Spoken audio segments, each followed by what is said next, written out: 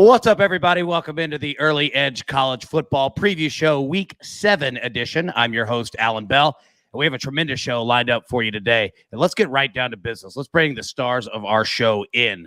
And look at him, looking glorious. Chip Patterson, right to me, up here at the top. How we doing, buddy? Oh, man, doing fantastic. Fired up for this week and ready to go. Yeah, absolutely, man. My man, Tom Fornelli down there, White Sox hat.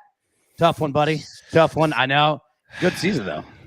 I mean, it was a good half a season. I would say the second half kind of should have warned us as to what was probably going to happen once the playoffs began, and it did. So, kudos to Houston, and shout out to my Houston 25-1 World Series ticket. So I'm rooting for the Astros now. See, there we go. See, that's spoken like a true gambler right there. Michael Roberts, how we doing, buddy? What's up? Nice to see you. You look sharp, man. Very sharp. I appreciate that. Yeah, like everyone on the Early Edge chat said, I look like a Chick-fil-A manager. So, just trying to keep my job over there. Yeah, it's my pleasure. Yeah, absolutely. The funny thing was is that I think it was on the Sunday morning show, and somebody said that, and Coach made fun of me, which was, that's every day, and it was good. I said, you know what Chick-fil-A managers don't do on Sundays? Work. Yeah. That's exactly right. So let's pull up how we did last week. Pretty good week again. Nobody had a negative, weekend, so to say. Let me see here. Let me get this pulled up. Sorry, it took me a second there. Yeah. So, really the big one, Ole Miss -5.5. I know it's not on here. That one burned me. Texas +3.5. That was brutal, man. Like it felt like the early slate of college games last Saturday was just steroids and drugs. Honestly, like it was just insanity. You know what I mean? Like it was just crazy. But you guys had a good weekend. Overall, as a show, we sit 59.7% against the spread. So you know what? We'll take that. We're gonna get back into the 60s this week, and I know we got some really nice lineup. So all right, let's jump into some storylines here. And Chip, I'm gonna start with you, buddy. So and this one is near and dear to my heart. Covering for boosters on homecoming week. Yeah, so this is a little bit dumb, and this is, the kind of theory where all the numbers people will tell me that I need to be zipped up in a spreadsheet to learn my lesson, but I just think that when you are trying to factor in home field advantage, and it's different at every single stadium, in your own numbers may have a different home field advantage, than another capper, but if you have some choice numbers, and what I mean by this, because of course all homecoming teams are going to be home teams. If you are a home favorite and you get a choice number just inside a touchdown, yeah, there might be just a little bit of extra motivation from some of those big time boosters that would like to see you cover the spread. Also, if you are a home underdog, maybe of just a little bit more than a touchdown, how about that little bit of extra motivation to make sure you play that game close? And look, I mentioned covering the spread, but the real core of it, because I don't think many college football coaches, Lane Kiffin excluded, are paying that much attention to these Vegas numbers on a week-to-week basis. They've got their own expectations for what's going to happen, but performing well in front of your boosters, in front of your donors, and your home fans in a spot like the homecoming game, I do think is worth a little bit of motivation in this big, dumb sport that is decided by 18 to 22-year-olds in high-pressure situations. Hey, Chip, remember last week when we took Illinois on homecoming as a home dog against Wisconsin? And with the Brett Bielema how'd that work for us? All right, so I don't want to spoil all my picks, but I'll just throw this one out here. Like, nothing about San Jose State's performance to this point says that they should be an underdog of less than 10 points against San Diego State. San Diego State's been very good. It's got a couple Pac-12 wins. However, that Friday night game that is at San Jose State, the point spread is just a tick over a touchdown. It's homecoming for the Spartans. So if you want to look at that and say, hey, and maybe I say coaches, what if it's the players too? Like, what if it's just that little bit of extra motivation that you need to be able to win that game by 7 points or to be able to stay within 7 points right there against the undefeated Aztecs? Just again, we do storylines every single week. And I think that here in October, we're starting to see these homecoming games pop up. It's worth keeping an eye on the schedule. I like that.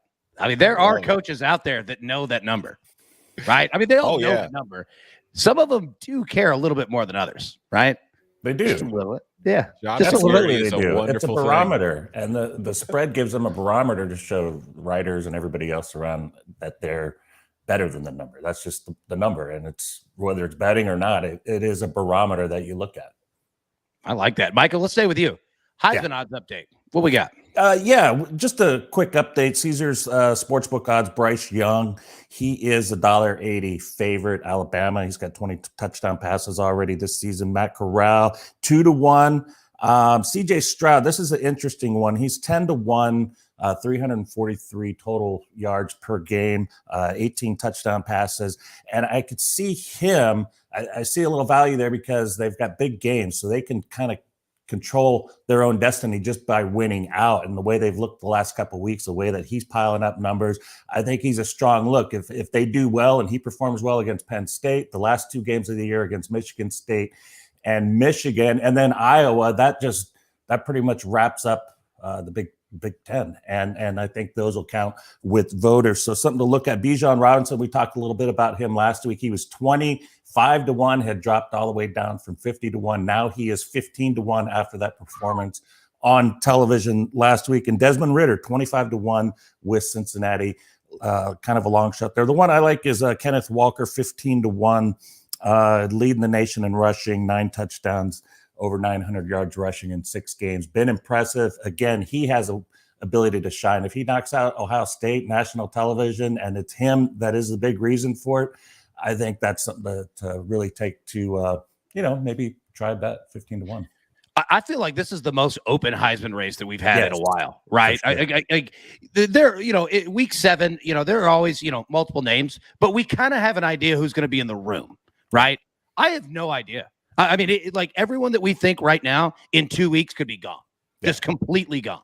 And that's what happened at the beginning with the Clemson quarterback and who was the other one? The 2 Spencer big favorites. Rattler? Rattler and also Howell and DJ. So those were the favorites coming in, and they are gone. They're like 100, 200-1 to win now, completely out of the running. And it just goes to show you things change weekly. But these are some of the guys I think that compel. So Stroud and Walker would be 2 guys that I'd highly consider. I'll tell you this. Before the season started, I did a show on BetMGM Live with Olivia Harlan, right? And we just went through just Heisman picks and different things like that. And that's who I said. I was like, look, I'm not going to try to make this too difficult. I'm going to put some money on Ukulele, and I'm going to put some money on Rattler. Well, last week, Freezing Cold Takes blasted me out there. They found that tweet. So yeah, that was pretty funny. All right, Tom. Marquee games, man. Talk to me about it, buddy. Yeah, I just think that this is the week when you separate the handicappers from the boys, because there aren't a lot of marquee games. It's like if you look at last week, some of the matchups we had, whether it was Texas, Oklahoma, or Alabama, Texas A&M, you had Iowa and Penn State, the top 5 battle. And you look at this week's schedule, not exactly a number of games out there that are going to attract a lot of casual interest, like when your biggest game of the week is either Georgia as a over 3 touchdown favorite against Kentucky or Texas against Oklahoma State. So there's not going to be as much public money moving and affecting lines this week. So I think one of the things that you got to just kind of pay attention to is the value that's out there. If you can find it, if you know what you're doing and you know where to look, I think there's a lot available, and you don't have to worry about the public messing things up.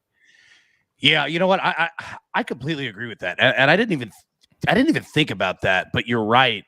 That we're getting into the point, especially in a season to where it's been so crazy and so nuts, that we've had 25, 26, 27 ranked teams that have lost. I mean, you're right. Like now a lot of these teams are going to play the other teams, and it's just going to get even more, kind of convoluted in there. And I'll say this, what you just brought up, we had a question in the chat here, and I'm glad that you did. Zach says, there are so many college games. How do you even know where to start? So I think that this is actually an excellent question because there are a lot of games, and we don't have to spend a lot of time on it. But if anybody has a thought that you'd like to put out there, I would love to hear it. And I know everyone else in the chat would love to hear it as well. Chronologically, I'm sorry, but I just start on Tuesday with App State in Louisiana. And then I work my way to Thursday. Then I do Friday. And the last game that I'm normally doing my full breakdown for is whoever Hawaii is playing at 11 p.m. Eastern time on Saturday night. Like I think there's something to pacing yourself the way the college football weekend plays that prepares you a little bit for the mindset of the way it's all going to play out. That's just my own personal approach to make sure that I don't leave anything falling through the cracks. I dedicate time. Like Tom mentioned, you can get blinded and spend way too much time on these huge, heavily bet games that have very sharp lines. Well, not me, because I'm really trying to make sure that I look at every FBS against FBS game on any weekend slate. So I go chronologically to keep myself honest. I like it. And every bettor is going to have their own approach. Tom, Micah, any thoughts that you guys have here? Well, my approach is I just readjust the ratings as I go down each game and just figure out what is off, what appears off, just according to my numbers. Like you mentioned, everybody has their own numbers, own strategy, but that's what I do. And I target some of those games right off the bat. I go back to them later on Tuesday and check them out, review them, the ones that I see that has the biggest disparity from what I think and what the numbers out there, and then try to make a case.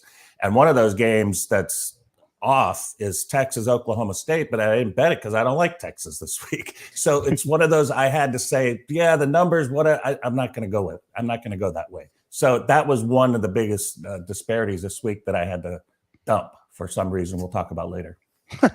Tom? Yeah, my process isn't really all that complicated. I just go through the board and I see if anything, like I adjust my numbers every Sunday morning, when I'm getting my NFL bets in. I finish up getting my NFL bets in if I haven't made them yet. I adjust my numbers for college based on the numbers and data that comes in from the previous night. And then the lines get posted that afternoon. And I kind of just go through and see if anything really stands out as being obvious to me or not. And if it does, I'll put in a play early. But then it's also work dictates a lot of it because I don't really have the time available to do everything that I might want to do. But as the week goes along, I just kind of track some things. And then later in the week, after I've gotten an idea, you get injury updates and all that stuff, is when I really start diving in. The takeaway here, the one thing that all of you kind of said in a different way, but you said the same thing, is that you start early. You identify your games. Doesn't mean that you're going to bet it immediately, but you just kind of whiteboard a list of, okay, here are 8 games that caught my eye for one reason or another. Doesn't mean I'm going to play all 8, but I'm going to look at it again on Monday, on Tuesday, on Wednesday, right? Let's see where the line movements are going. And you might get, 1 week, you might only like 2 of them, by the time that you get there. Another week, you might like all 8. But that's kind of the takeaway. And I appreciate you guys doing that because that's just good. It's just good information. But let's jump into some picks here. All right. So, Chip, I'm going to start with you. And you and Micah, or I'm sorry, you and Tom are both on the same game, on the same play. Rutgers, Northwestern, under 45. Heck yes. Have you seen these two offenses? First of all, I cracked a lot of jokes about how new Sopranos movie is out. That's why you should be betting Rutgers. I have lost 3 times, but the joke was worth it. I don't care. The content was good. You paid for that joke. Laughs. Yeah, exactly. I paid for it the whole way, but that means I've also watched a lot of Rutgers, which means I know this is not a team you want to invest confidence in to score points. Northwestern all season has not been a team that you want to have any confidence in to score points. And honestly, this is one of those numbers where even before seeing the total, I would lean toward the under and to have it at a little bit of a favorable spot. I just think Rutgers is offensively, you can't bet on them at all, but defensively, they're not going to give up a bunch of coverage busts. They're not going to have some crazy breakdowns. They're pretty solid. They're just not super talented. Northwestern, not with the talent, not with the game breakers who can be able to make things happen. I just see, and is it, we're at Ryan Field, it's just a nice little Big Ten under spot. Love it. Tom? Yeah. It's the only time Northwestern's offense has looked even remotely competent this season was in that win over Ohio, and Ohio's defense has been pretty terrible all season long. So terrible that even Northwestern was able to score points against it. And you look at these two teams, like Rutgers offensively, they scored points early in the season, but it was kind of a situation similar to what we've seen with Iowa all year, where the defense was just forcing turnovers and giving them really short fields. But the difference is Rutgers' defense isn't as good as Iowa's as far as consistently being able to force those turnovers. And when you've had to make that offense drive the full length of the field, it hasn't shown an ability to do it very much. And I think the same can be said about Northwestern. I think both of these teams are better on the defensive side of the ball. Chip mentioned they'll be playing in the 10-foot tall grass of Ryan Field, and that grass will be blowing in the breeze, because right now, I mean, I live a few miles south, and I got the weather forecast for Saturday when this game's played. We've got like 15-mile-an-hour winds coming in off the lake, which are really going to impact either team's ability to throw the ball, not to mention the kicking game for field goals and special teams and all that kind of stuff. So I think it's going to be a pretty ugly afternoon in Evanston. You know, you bring up a good point, too. And this works in both college and the NFL. We are getting to the point where certain regions, weather is absolutely going to be a factor. I saw yesterday that the mountains in Denver are already getting snow. Like, it's already starting to accumulate, right? So that's a good point. I didn't even think about that, coming off the lake. Yeah, that's an excellent point. All right, Micah, now, your first pick here. In a game that I wish that we had, when you see like USC, UCLA, and they go color on color, and it's beautiful, right? Yeah. If you saw like, I don't know, Tennessee, Alabama in the 50s, right? Like orange on crimson, whatever. You got Syracuse at home against Clemson. I want orange on orange to just be as disgusting. No, nobody would want that. But no, you've got Syracuse plus 14 against Clemson. What do you see, man? Well, I'm seeing Clemson. First of all, they haven't covered one game this season, which is highly unusual for even a bad team to do, but they're just rated so high. So from the opening rating that I had for them coming into the season to now, it's a 16-point drop to where we are now. So this spread we're looking at is the lowest in this series since 2013, but Syracuse can bring it. They've covered their last 4 games. They got the running game that's going well. The defense is playing extremely well. They got a defensive lineman with 6.5 sacks. Number 2 rusher in the nation, by the way, they have. And I'm looking at Clemson. I'm like, really, off the 324 yards of offense, 5 games out of a Clemson offense. This is just crazy. So 2017, similar situation. Clemson, though, got surprised, 24-point favorite at Syracuse in the Dome. It was crazy. It was an insane game. I would like to believe we'll see something like that. I would like some more points, but I don't think I'm going to get it. I think everybody is kind of just, we'll wait for Clemson, while others are saying, well, they got to come back. They're lower. This price is down. This is the time to buy. I'm going to go the other way. We've seen enough of out of 5 games. I think this is a spot where Syracuse could actually win outright, but I'll take the points. I'll jump in here real quick.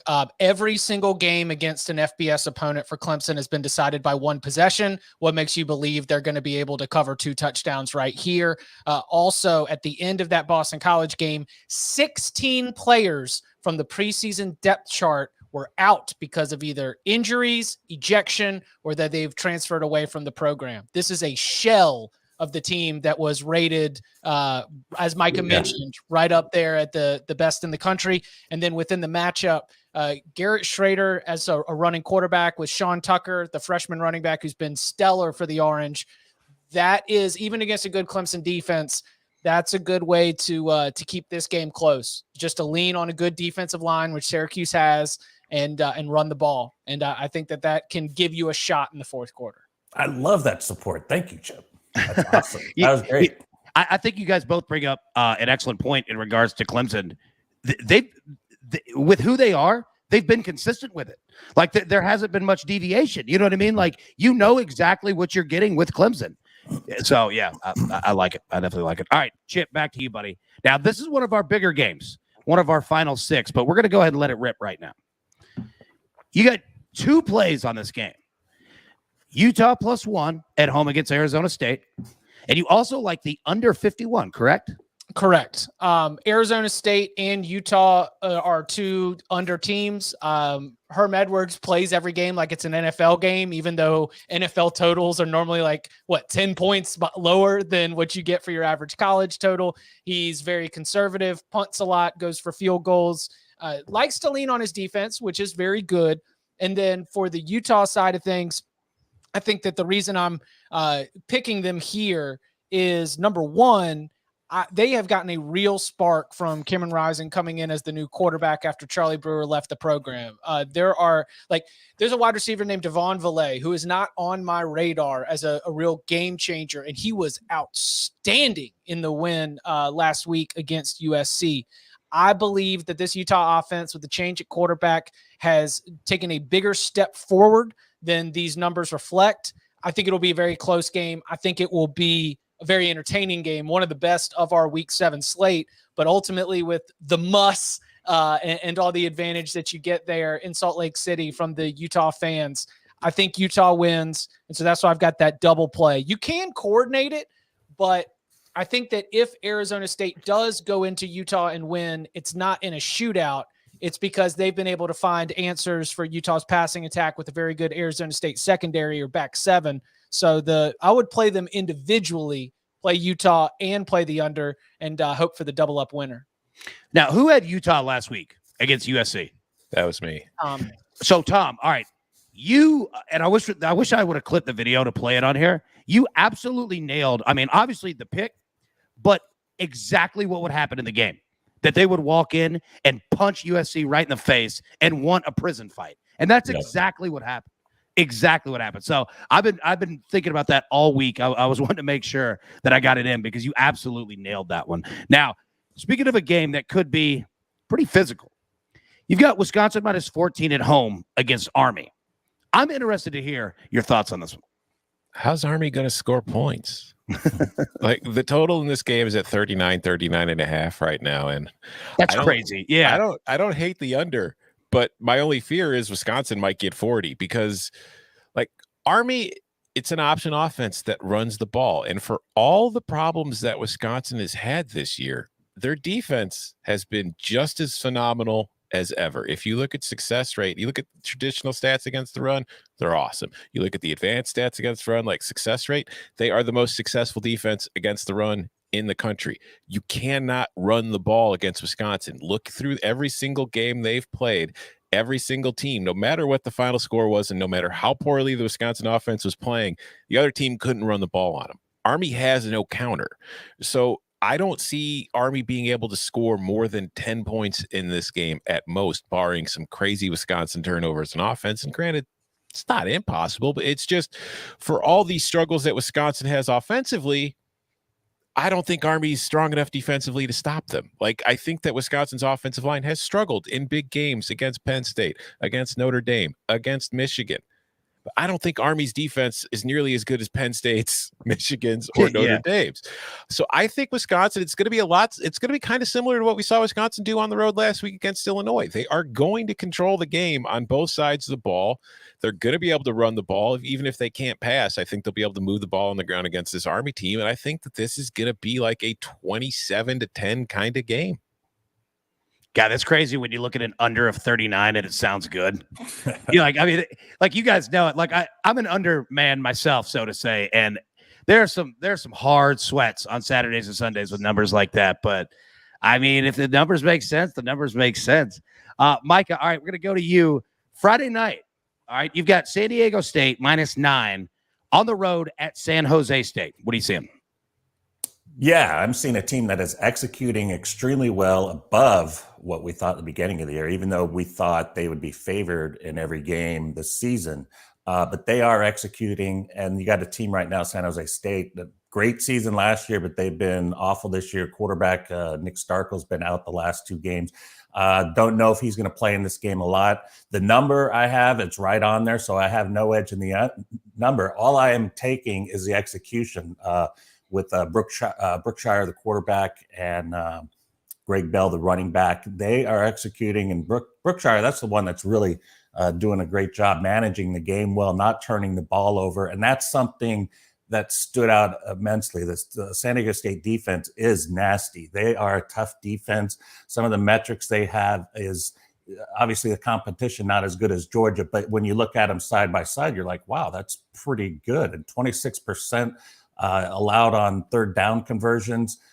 That's good spot for the defense there. San Jose State, -9 turnover ratio so far. They're not holding on to the ball. They're not, they have no cohesion. Last week, the backup quarterback did not have a good game. So I'm looking for just somebody that is playing well. And Chip mentioned the homecoming thing, and, you know, that's nice. And I don't know that that's going to help them as much on the field. I don't expect a lot of people in the stands either, because they've been not very impressive as well. So I just think San Diego State can do their thing. They're basically playing all their games on the road anyway, so that's not that big a deal because they play in Carson. So I think San Diego State goes in, does their job, something like a 24-10, 28-13, something like that. So for a San Jose State homecoming, does that mean they bring back all the old construction cranes that have been there the last few years and they all come back together? Because that's all I think about when I think of San Jose State home games is a construction scene on the other side of the field. I mean, this will be, we'll see, but when it comes time for just making sure you get inside that number for those construction cranes there, I mean, we'll be on the mothership, CBS Sports Network, Rich Waltz, Aaron Taylor, the superstar Amanda Guerra. I mean, it's got to be one of the plays of the weekend. Yeah. Dude, you and Coach can cut promos like nobody else. This is like 3 weeks in a row. You've crushed it. All right, Chip, I'm going to come back to you here. So the last 2 weeks, watch this Arkansas football team, okay? 2 weeks ago against Georgia, clearly, we all know what happens. Well, I thought that there would be a little bit of a hangover. Apparently not, because they scored about 1 trillion points, as Ole Miss did last week. You've got Arkansas minus 3.5 at home against Auburn. What do you got? Number one, I mean, is there no hangover for Auburn after having that home game against Georgia? I mean, this is real body blow gut check time in the SEC with some of these runs that teams have, even if it is your off week could still be against a team that you're only going to be favored against by 6.5 to 8.5 points. I mean, that is a real grind. And I feel like number one, Arkansas does have an important challenge in trying to slow. I mean, this just sounds ridiculous, but an important challenge in trying to slow Bo Nix. Okay. I know that sounds ridiculous to say, but I do think that it's very important that they try and force some turnovers because they got shredded by Ole Miss last week. And that was an Ole Miss offense that was down a few key players, including at the running back position. So you got to tighten that up. It's been interesting that while the identity of Auburn's offense seems like I want to think that it's all Tank Bigsby, it's really not. Or at least in terms of the reliance on that as Auburn's going to be using that on how they take care of business. But I think that Arkansas's got some answers here to be able to win this game by a touchdown. And Alan, it's homecoming. Ooh, all right. I like that. Yes, sir. Yeah. See, you correlate these plays. I love it. You smart man. Tom, coming to you. You want to live dangerously. All right. This is you. I figured you out. I haven't figured out at all, but Miami plus 7.5 at North Carolina. These are two teams. You know what? You're a tougher man than me. There's not a damn thing that I trust in either of these teams. But you're going Miami plus 7.5 on the road. What do you see?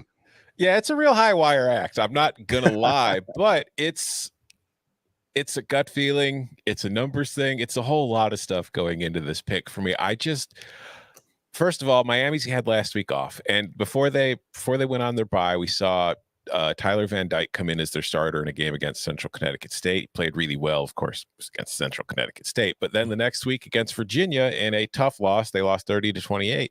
Van Dyke, I thought, played pretty well for a freshman making his first start against an FBS and in an ACC game. He wasn't great, but he was, he didn't make mistakes. And I think that he brought an element to the offense that really just hadn't been there with Derek King, because as good as Derek King is, he's coming off of an injury last year that was pretty significant and kind of took away his ability to move and run. And I think that Derek King without that is not a strong or a great quarterback. And I think that Van Dyke and the Miami offense, they're better with Van Dyke. So I think going on the road, having an extra week to prepare against this North Carolina team is an advantage. And North Carolina, I mean, obviously they failed to live up to expectations. And again, Mac Brown, I represent the media. I am sorry we overrated you. It is our fault that your team is bad. But the focus has been like Sam Howell, like we talked earlier in the show, preseason Heisman favorite, not living up to it. They haven't really been able to replace the guys they had at running back last year. They've had trouble replacing the production they've had at the receiver spot last year. What nobody's talking about is like a defense that was horrible for them last season. It was supposed to be an improvement this year. Hasn't improved. They are a bad team defensively, and I don't see North Carolina being good enough to trust it in the spot to cover a spread this large. And another thing that's at play here is something that I've been tracking all season long It's my nobody's good enough to be favored over anybody principle that I've applied many different times in many different ways. Underdogs in ACC conference games this year are 14-4 against the spread because nobody in the ACC is good enough to be favored against anybody else in the conference. So just take the points blindly and you will make a lot of money so far this season. That's an amazing stat. And especially, when you couple that, not only you're getting, 7.5, like you're going on the other side of the hook there too. Yeah. I might fight you on this one tomorrow just for the and of course the Cover 3 podcast live locks, which you can see at youtube.com/cover3, because it's kind of gut check Saturday, right? Because look, Miami, Notre Dame, Wake Forest, Pitt, and NC State.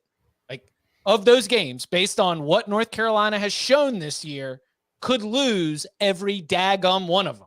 And if they do, then this team that started in the top 10 is not going to go to a bowl game. And of those, Miami at home, weirdly, is the most winnable of those games. So it's a real backs against the wall moment in Chapel Hill right now for Mac Brown's Tar Heels. Gut check Saturday.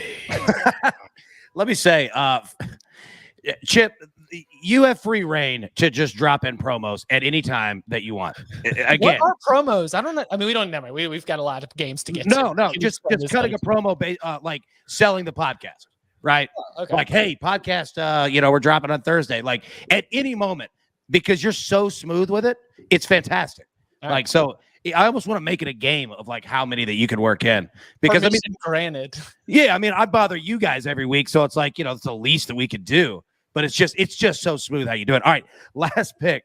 And we talked about with Micah's game in terms of Syracuse and Clemson of going color on color. I actually would like to see this one. All right, you've got Pitt -4.5 at Virginia Tech. It would be weird if they did it, but both of them have really nice uniforms that I like. So you got Pitt, favorite, 4.5 on the road in Blacksburg. What do you see? I think the bottom is about to fall out for Justin Fuente and this Hokies team. The Notre Dame was not the first time that Virginia Tech has been in a position where it seemed to be gifted an opportunity to win a game in which it had not played all that well, particularly on the offensive side of the football.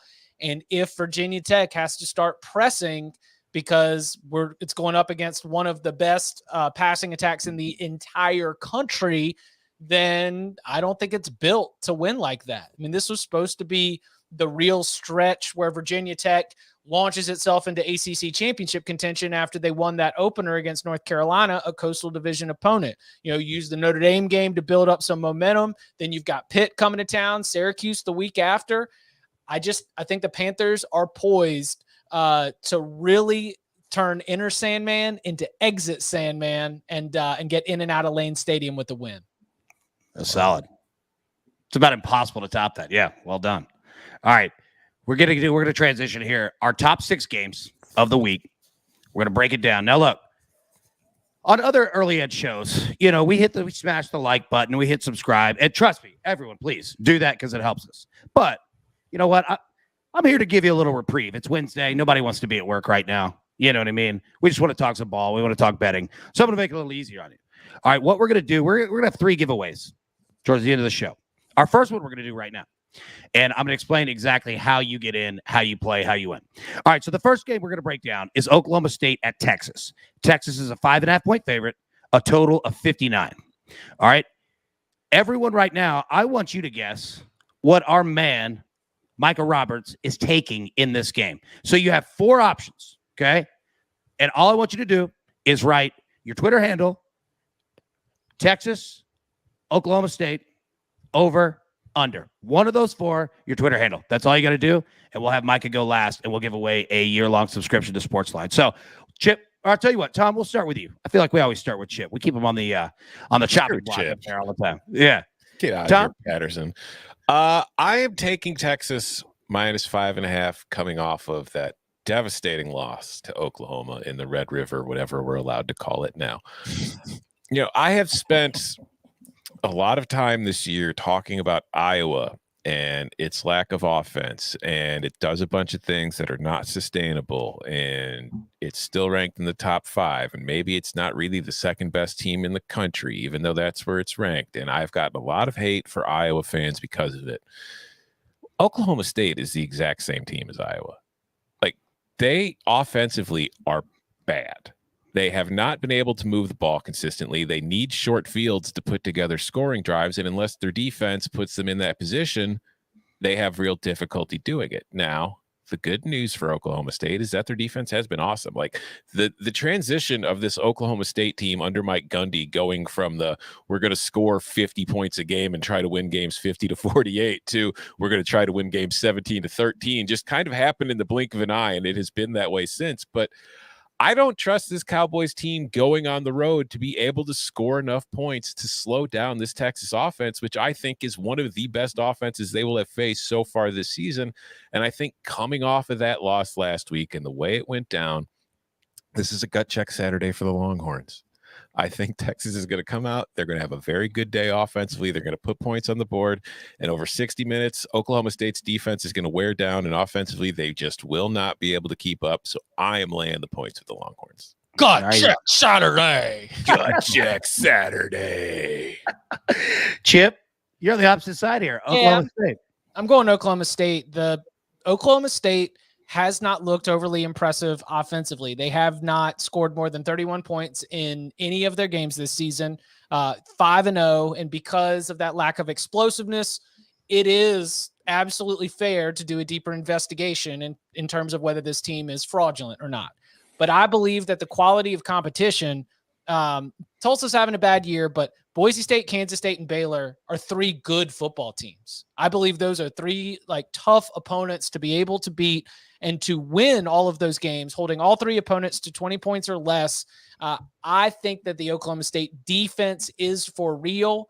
And while it has got a lot to handle with Bijan Robinson and the all gas no breaks offense, I just feel like this Oklahoma State team is uniquely built to try to lure you into a rock fight that I don't think Texas is really going to be excited about. Not to mention any kind of hangover, letdown, or frustration from blowing that game. If all of a sudden this is just low scoring, the offense isn't clicking, I think that plays into Oklahoma State's hands. When I picked this game for CBSSports.com on the expert picks, I took Texas straight up, but I think that Oklahoma State very well could hang within a field goal in this game. Nice. All right, Micah, here. You got over almost 175 comments immediately. Wow. Everyone wants to know which side you're on. What do you got? Oklahoma State. And I talked about this earlier. I didn't bet it with my money. I just talked about it. It's a momentum thing. So Oklahoma State 5-0 momentum thing. The defense is rolling well. Offense not caught up yet. Sanders 3 picks last week, but they still won the game. The defense, third down conversions, only allowing 29%. That's impressive. The rush defense has been good. So Robinson, I believe, will have a tough day here.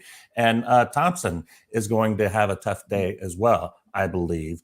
Now, the number I made, let's see, neutral field site, 7-point differential between the two teams. I'll give them, let's say, 4 points for home field. So that's 11. So I could easily say, let's go ahead and take Texas because that fits my model. That's the team, 5.5 or 6. That is an automatic bet for me, but I don't like it. I don't trust it. I don't trust Texas, how they just nonchalantly lost 40-21 to Arkansas, and the way they let Oklahoma back in the game, not being able to close it out when they, clearly came out fired up. But I just think Oklahoma has more at stake here. I think they think in their own mind, they can go to November 27th at home and take care of Oklahoma with this new style that Gundy's having success with, and it's working. But even if we go and look at some of the past numbers here, road team 11-3 ATS the last 14 meetings, Oklahoma State 6-1 ATS the last 7 at Texas, and the under, which is another thing that maybe look at here, 7-0-1 in the last 8 meetings. So Oklahoma State has had success and momentum success running off an ATS win, 12-3-1 ATS their last 16. So momentum is a big thing to me with Gundy, with the team undefeated. And that's what I'm taking. I didn't bet it, but I do like them. I want to say just to prove again that I'm right here and that you two are wrong. Oklahoma State's offense this year ranks 108th nationally with 1.69 points scored per possession. And their average distance of their drive, whether they score or not, is 27.5 yards, which ranks 107th. That's the offense you guys are betting on to cover this spread. Yes. Go Pokes. Week off, new game plan, baby. Well rested. I like it. No, I like it. This might have been one of my favorite games that we've all chosen right here. Fantastic. Now, congratulations to our man, Eric Guinea. He chose correctly. Chose Bishop. Yep, Oklahoma State. So, yeah, courtesy of our man, Micah Roberts. Got a year-long subscription to SportsLine to get with you after the show. Get you all hooked up. Now, I'll tell you what. Everybody, how about we run it back? Let's play that game again. Okay? With a different game. Ole Miss, -3. In Knoxville at night, Tennessee. A total of 81, by the way, which is just an absurd number. But here's the game we're going to play. Now you're choosing what Tom has in this game. So put your Twitter handle in the chat. One of 4 answers. Ole Miss, Tennessee, over, under. That's all you got to do. Put it in the chat. Start now. Micah, we're going to come back to you. You're on the Vols +3 here. Yeah, I made the number 2, not much of an edge there, but it's more about the momentum of Hendon Hooker, the quarterback. He's been almost identical stats the last 2 games, and I was like, this is pretty good. This is pretty awesome job. 3 touchdowns, 225 yards, no picks in that game. Get that fixed at home. Offense is looking good, and, Ole Miss is Ole Miss. You're going to have to force them to make some mistakes or penalties, and Mississippi is what do they got? 51 penalties in 5 games. That's something they got to fix. So I'm just looking for the home edge here and the momentum of Hooker having good games. I like the Vols here. Chip, you're going with the under 81 here. Too many daggone points. Yep. I would rather sit there and root for, what do we need? 3 punts? Like maybe. Yep. I mean, you always have the threat of a return touchdown or, pick 6 or something like this. But this is a preposterous number in conference play. Too many daggum points, principal under here. Yeah, it's a ton of points. I mean, I put in a pick on sportsline.com. I won't say what it is, but it's probably very similar to what you just said. I mean, literally, my mindset was the same thing. I was like, what do we need? Like 2 stops, right? I mean, seriously, like one long drive. Like maybe one 11 or 12 play drive. Also, yeah, that's it. Like that's it. And you have, a quarterback in Hendon Hooker at Tennessee who can run. He can move a little bit, right? And this Josh Heupel offense, it goes, fast tempo. Obviously, both of them do. But I thought Wes Rucker at GoVols 24/7 made the best point on Sunday. He said, "Yeah, these are the 2, fastest tempoed offenses in college football." But you know who goes up against it every day? Their defenses. You know what I mean? So it's like they're used to that a little bit. I'm not saying that, it's going to be 10-6, but I mean, literally 2 stops and an 11-play drive, and you've got it. I think. I say that, and Ole Miss scored like 2 touchdowns in 6 seconds last week. So I'll be careful on the guarantee here. Okay. So, Tom, you're about to make somebody really happy here. Floor is yours, buddy. What do you got? 250 years ago, a bunch of men would get drunk in a meeting hall in Boston and complain about their bosses. And those men eventually decided to stand up and fight against the tyranny of those bosses. So that way they wouldn't have to bet an over 81. No, this is America. We do not bet the over when the total is in the 80s. We bet the under. All right. So, yeah, my play is the under. That is too many dadgum points to borrow Chip's race. I mean, I understand these offenses have been phenomenal.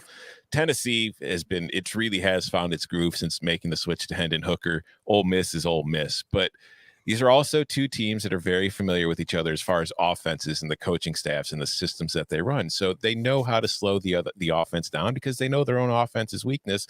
And they really don't have to slow them down that much because, again, the total is freaking 81. Like Chip was saying, we get 3 punts, we're good here. Hell, we get a 1 red zone turnover, and Matt Corral has not thrown an interception yet this year. And I don't think he's going to go all season without throwing at least 1 interception. So it might lose, but on principle alone, this is an under. I 100% agree. I mean, it's just a preposterous amount of points. Just preposterous. All right. Congratulations to Dorian Powell. Dorian, you have selected correctly, nailed that under. Congratulations. You've just won a year-long subscription to SportsLine, courtesy of Tom Fornelli. I'll reach out to you after the show and get you all hooked up there. All right, next game. Let's move on to it. So I find this one very, very fascinating. I put in a pick earlier today on this game at SportsLine. We have Florida minus 10.5 at LSU, a total of 59. LSU's had some injury issues. Obviously, Stingley, we knew about that. They lost a cornerback today. But this game has been crazy. Every year it's crazy, no matter where it's played. We all remember what happened last year, the shoe game, right? And I think that was what? A spread of 23.5 or something? Like, this game is just always nuts. You could play it in Baton Rouge, Gainesville, the Moon. It doesn't matter. Like, this game's just gonna be crazy. All right, so Mike, I'll tell you what, I'm gonna come right back at you. You got 2 plays on this. You like LSU plus 10.5. Yeah. You like the over 59 as well. Yeah, and I think Florida's going to do their thing, but a lot of their the running game, 274 yards rushing per game is impressive, number 3 in the nation. But 9 turnovers lost. What is going on? Hang on to the ball. It's like LSU. I don't have a lot of positive things to say. They have a lot of trends going their way ATS wise. But I do think at home they can play well in this game. In Florida, this is certainly not a get up and fired up moment like Alabama when they played well. I think this is a step down. Now, the number wise, I had, 6.5 neutral field Florida. So let's just go ahead and give LSU 2.5 for home field. So there's a big variance there from what the actual number is. So that's what attracted to me at first. Over 5-2 the last 7 meetings doesn't mean a lot. Underdog 5-0 in the last 5 meetings there. And the Gators have not covered their last 5 games as a road favorite. So there was all these things coming in. LSU, it's just about numbers. That's all it is. All numbers, LSU, give me the 10.5 and the over. All right, somebody else that's on the over. Chip, you like that over 59 as well? Yeah, no numbers here. I just think that LSU's falling apart. And I don't know how many stops this defense is going to be able to get. And if that's the case, I'm already starting to work my way up. If LSU is going to be able to stay within this number, then it's going to be because it's scoring some touchdowns. And so while the loss of Kayshon Boutte is just a major, major disappointment considering how well he had been playing. Our colleague Bud Elliott said this earlier on the Cover 3 podcast. He said, he has been putting up numbers when everyone knows the ball is going to him. He's Max Johnson's favorite target, and still he finds ways to make plays. I like some of the younger wide receivers on this LSU team, whether it's Malik Neighbors, Brian Thomas, a couple other guys that have been flashing during LSU struggles. So I think that if you need something from LSU to even have it be a 10-point game, it's got to be from the LSU offense because the defense ain't getting stops. That points me towards the over. Now to go the opposite side. So I'd be like the under 59. Yeah, I don't love anything in this game, to be clear, but I think that I'm kind of with you, Alan, where it's like I don't know what the hell is going to happen here. But I think there's too much wild card factors at play with the way everything's happening at LSU with guys being done for the year, and I'm not really sure they're have to be. I'll just leave it at that. I'm going with the under though, mostly because I think that these Florida's offense is good, but it's not great. And LSU's offense is probably better, I think, than most people realize based on the results that they've had, based on who they've played. It's just LSU is also a team that is kind of not aggressive on 4th down decisions as far as that's concerned. LSU's happy to punt if it's not there. We see Dan Mullen's kind of the opposite. On 4th and short, Florida's usually going for it. On 4th and short, depending on the situation, LSU's probably punting. And I think that kind of limits what the scoring potential could be in this one. And I also think that the weather forecast is kind of important because right now this is supposed to be, temperatures, which in Baton Rouge might be, I'm not sure what the normal temperature is in Baton Rouge in mid-October, but right now the game forecast is for temps in the low 60s and about 15 to 16 mile per hour winds, which will have an impact as we talked about earlier. So I don't love anything. I'm going with the under, but I'm probably not going to play anything in this game. No, understood. I mean, it's the same thing as what 2 weeks ago we talked LSU Auburn. I mean, just anything can happen. Anything can happen in this game. Pretty much if you just have LSU in a game, anything can happen. Like, we've identified that they're the control, in this experiment here. All right, next one. We're going to go Arizona State at Utah. Arizona State, a 1-point favorite.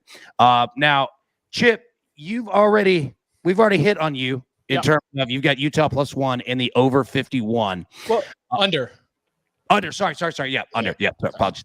All right, Tom, I'll tell you what. We'll come back to you. You like Utah +1 here? Yeah, I just think Utah is kind of being slept on. I mean, I took it last week, and that was mostly based on the matchup with USC and just that Utah's a physical team, and I didn't think USC has ever held up well in the Clay Helton era against physical teams. That's not the case this week. They're playing an Arizona State team that's more than happy to, throw rocks right back at you. I just think that this is a team that got off to a pretty slow start, has made the change from Charlie Brewer to Cam Rising at quarterback, and I think it's been really good for him. I think that Rising has played well.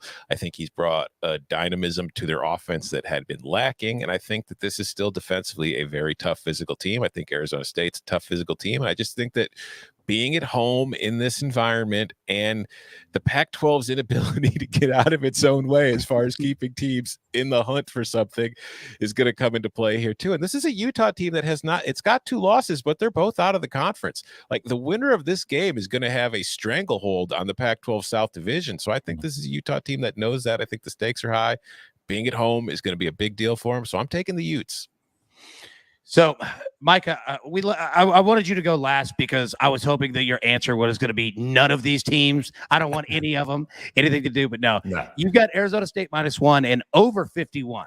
What do you see? Yeah, well, I think both offenses are playing better of late. I was really impressed with the win against UCLA and then coming back Stanford last week. Stanford offense not as good, but the UCLA one kind of triggered me, and Jalen Daniels has been a remarkable game manager, and I don't think he gets a lot of credit. I think it's quiet. I think the whole Pac-12, actually, everybody's just kind of like, you guys, we're doing our thing over here. You Pac-12, you do your thing, your quarterbacks, whatever.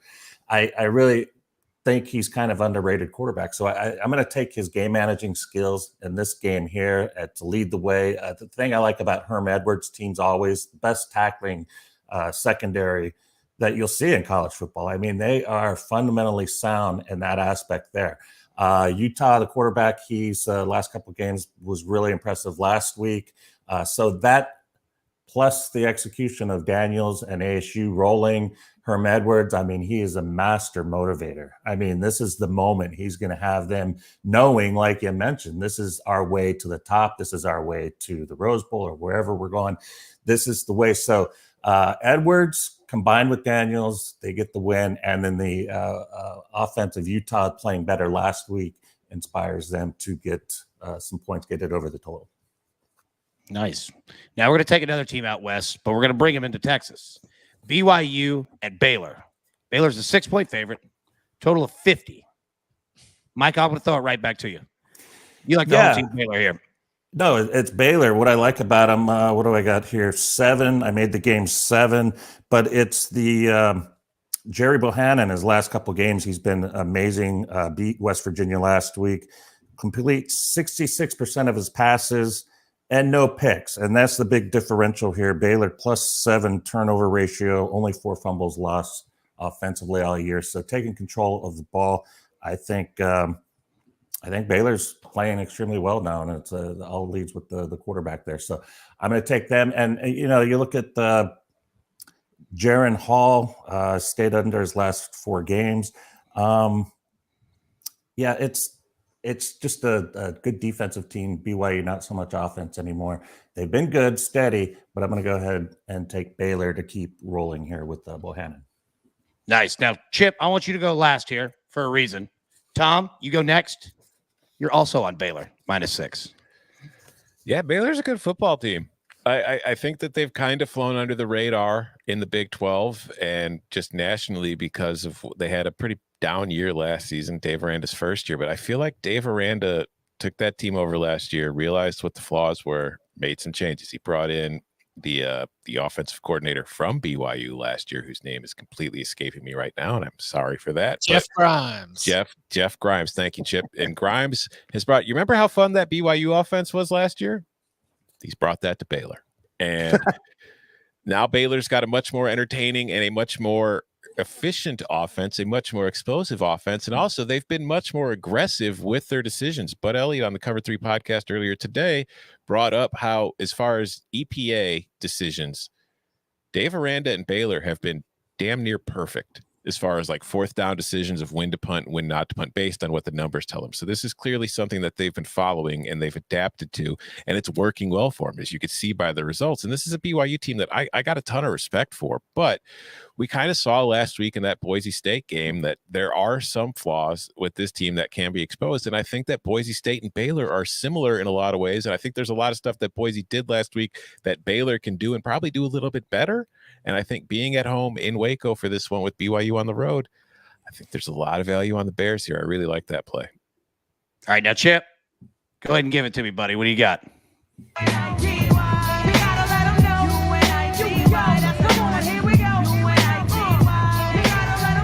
Sick 'em. Wow. Sick 'em.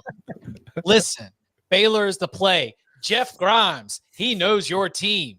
BYU cooling off a little bit, right? Like, we all threw our flowers at this Cougars team. They started with a trio of Pac-12 wins. And look, two of the teams they beat are teams we just talked about in one of the biggest games in Arizona State and Utah. But I like what Micah mentioned talking about momentum. You do need to sometimes follow the rhythm of a college football team. These are young humans who are susceptible to not being the robots. Sometimes the numbers or their statistics tell you. Baylor is surging. Hot start against bad teams that I think helped it build confidence and be able to understand what Jeff Grimes wants to do with this offense. I like Baylor at anything under a touchdown. Solid. I'm glad that you picked up on what I was throwing at you. You nailed it. I mean, why would you? You're an electric factory, my man. Just an absolute electric factory. All right, we've reached our final game. We're gonna give away one more subscription to SportsLine, a year-long sub.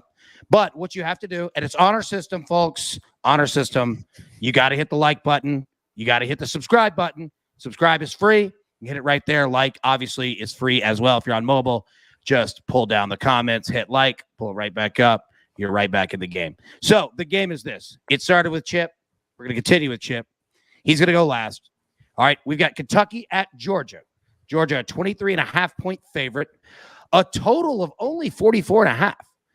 Interesting there, because the difference in the spread and the total is smaller than the spread, right? Like, you don't get many of those games here. But the game that we're playing is this. Drop in your Twitter handle, and you have one of four options. You can only pick one. Put it in there.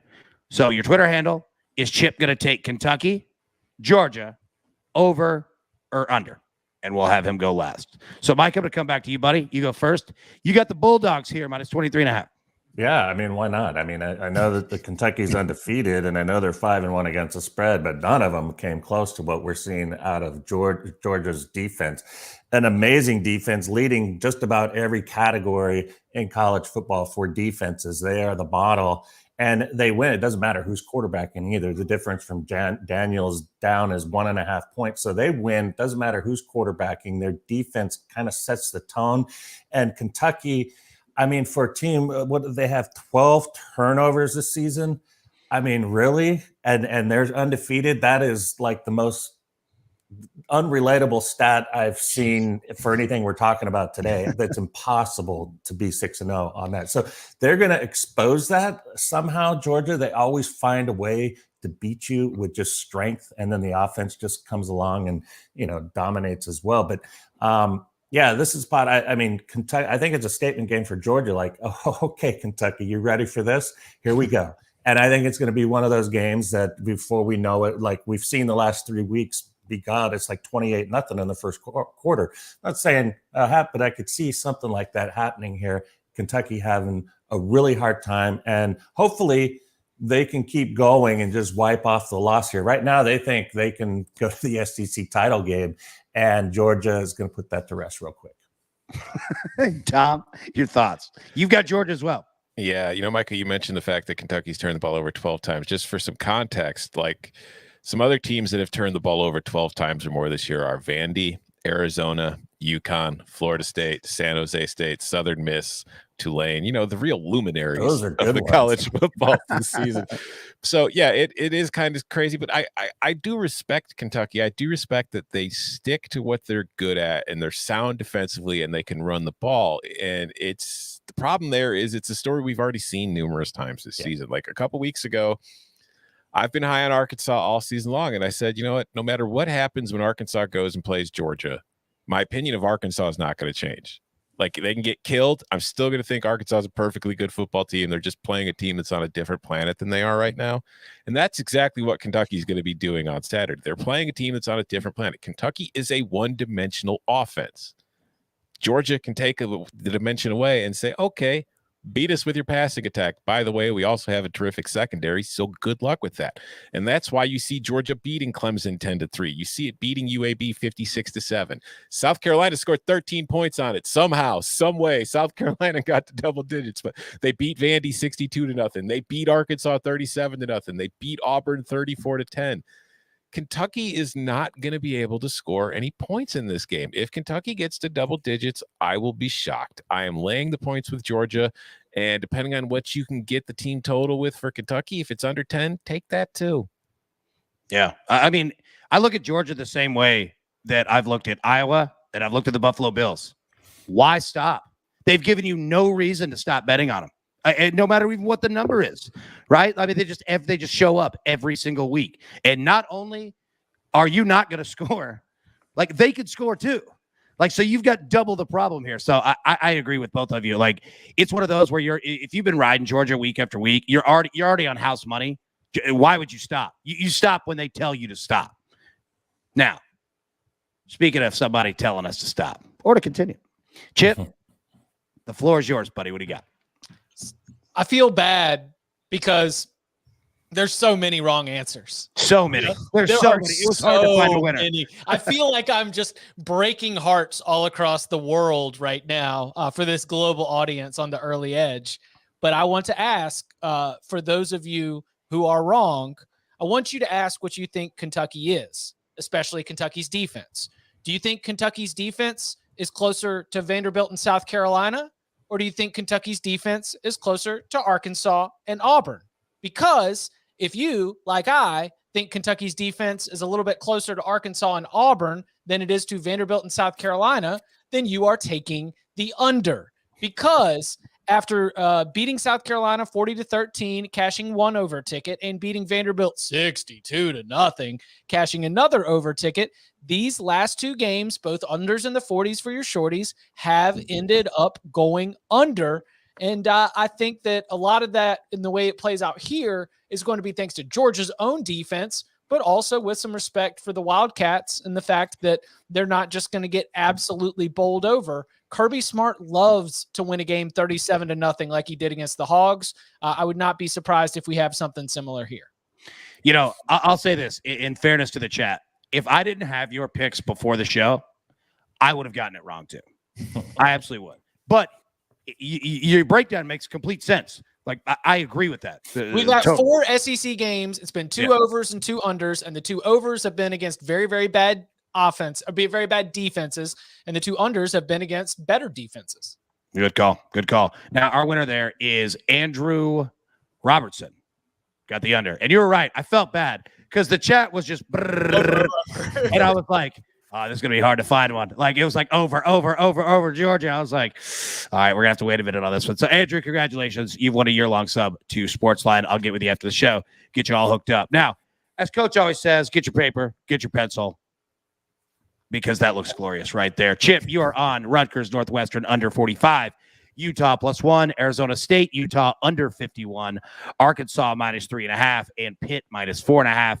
Tom, you are on Miami +7.5, Wisconsin -14, also Rutgers, Northwestern under 45, Micah, Syracuse +14, and San Diego State -9. Great picks, boys. I appreciate you again. I know everyone in the chat does. Obviously, before we go, seriously, thank you so much every week for you guys coming on. We want to make sure that we plug everything that you're working on. Micah, you legitimately, I believe, work on every sport at SportsLine. So what do you have coming this week, this weekend? What do you got going? Doing some more NASCAR. So we've got NASCAR Texas Motor Speedway Kyle Busch is the guy that I'm leaning on. Actually, all the Joe Gibbs Toyotas, but Kyle Busch, 7-8-1 range. Good bet, 4 wins all time at Texas, 10 Xfinity wins there, and 5 truck wins there. He likes Texas. He does like Texas. Tom, what do you got, buddy? You can always listen to me on the Cover 3 podcast. We will be live tomorrow morning or tomorrow at 12 noon. Also, 11. My bad. See, I get the time zones mixed up. Anyways, 11 Eastern, 10 Central, 9 Mountain, and 8 Pacific. But you can check us out there all week. We're there multiple times a week. We'll also be there on Saturday night for our live reaction show. And you can subscribe to my newsletter from CBS Sports HQ. You can find it on my Twitter profile at Tom Fernelli. The link to subscribe is there. And I will send winners to your inbox 5 days a week. How could you turn that down? Chip, what do you got, buddy? Cover 3 podcast, youtube.com/cover3, wherever you get your podcasts, and download Paramount Plus. Beautiful. Succinct. That was solid. Now, I'll Get tell that you what. 401k going for us, Chip. Let's go benefits. I'll tell you what. We're going to take benefits, and we're also going to take these, as Coach would say, straight to the pay window. So for Chip, for Tom, for Micah, the whole Early Edge crew, seriously, we really do appreciate you tuning in, and let's have a day. We'll see you guys. Bye. Do you want best bets in your feed every single day? All you have to do is hit that subscribe button to stay up to date with all things Early Edge.